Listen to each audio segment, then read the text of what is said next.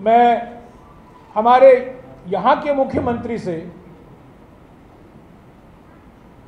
4 या 5 सवाल करना चाहता हूँ कि जवाब दें।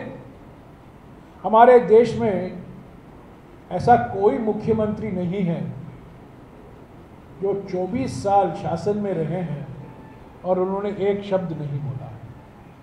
ये तो बिल्कुल मौनी बाबा के मौनी बाबा निकले। मैं उनसे सीधा सवाल करना चाहता हूं,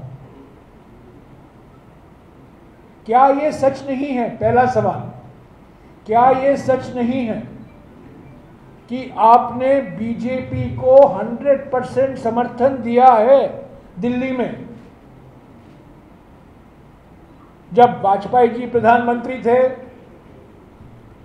जब हमारे नरेंद्र मोदी जी प्रधानमंत्री थे, रहे हैं, अभी तो होने वाले जाने वाले हैं, इसीलिए मैंने थे का इस्तेमाल किया।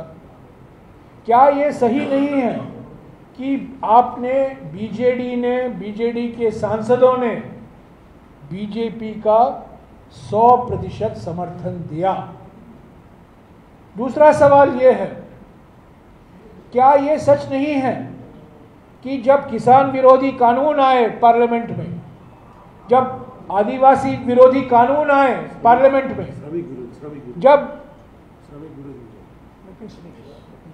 जब श्रमिक के खिलाफ न्याय आए, जो लेबर कोड आया,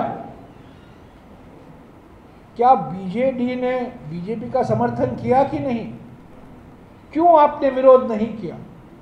किसान विरोधी कानून, आदिवासी विरोधी कानून, फॉरेस्ट राइट्स एक्ट, पेसा, ये सब कानून जो कांग्रेस के ज़माने में बनाया गया था, क्यों आपने इसका समर्थन दिया? इसको जो संशोधन ला रहे थे मोदी सरकार, इसका आपने विरोध क्यों किया?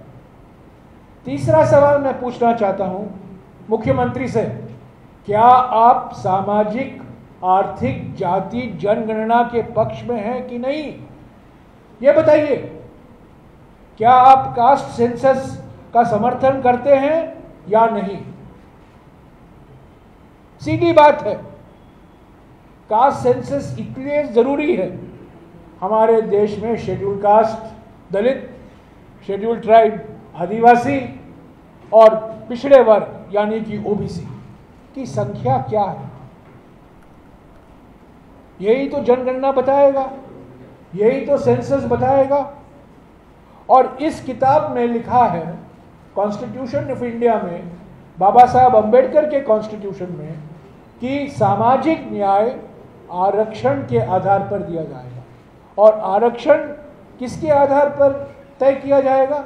पॉपुलेशन के आधार पर, आबादी के आधार पर। और बिना कास्ट सेंसस का आप कैसे जानेंगे हमारे देश में दलितों की कितनी संख्या है, आदिवासियों की कितनी संख्या है, पिछड़े वर्ग यानी कि ओबीसी की कितनी संख्या है? तो क्या मुख्यमंत्री जी से मैं पूछना चाहता हूं कि क्या आप कास्ट सेंसस का समर्थन करते हैं या नहीं? चौथा सवाल जो मैं पूछना चाहता हूं इस मुख्यमंत्री से, कि 1992 में, 1992 में सुप्रीम कोर्ट ने एक निर्णय दिया था कि आरक्षण दलित, आदिवासी और ओबीसी के लिए 50% की सीमा होनी चाहिए।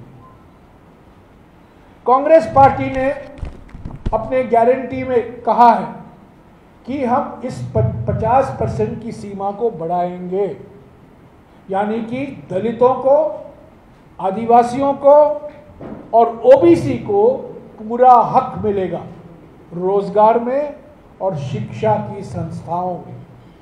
पर आज वो सीमा, सीलिंग, लिमिट 50% है। मैं मुख्यमंत्री जी से पूछना चाहता हूं कि क्या आप इस 50% की सीमा को बढ़ाने के पक्ष में हैं कि नहीं?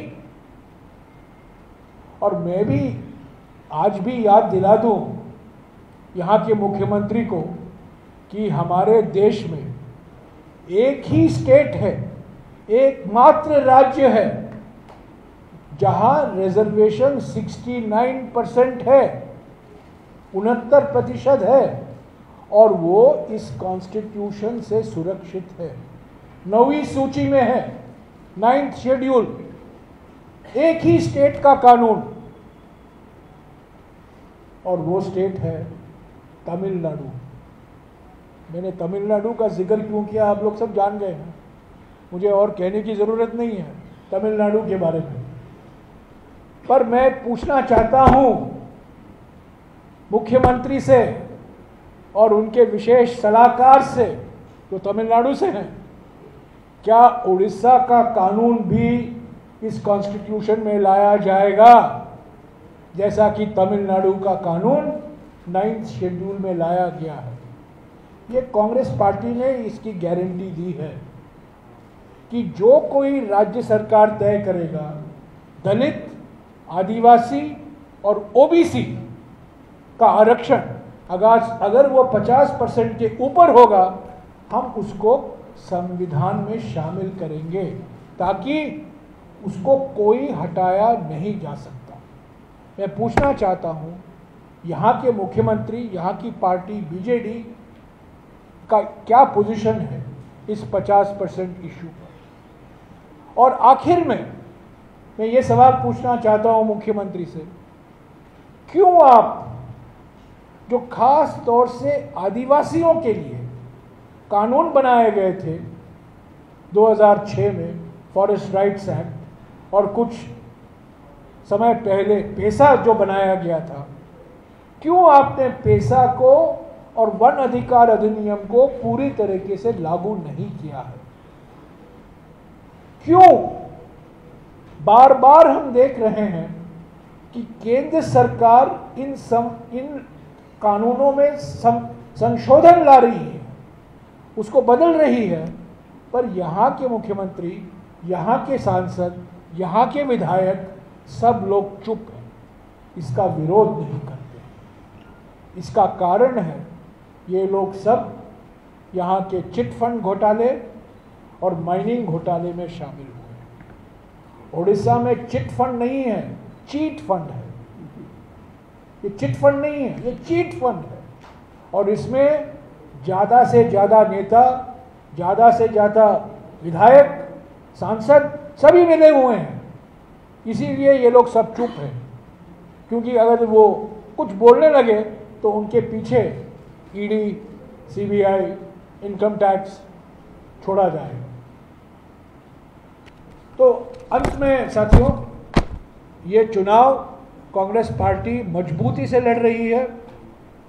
हम जानते हैं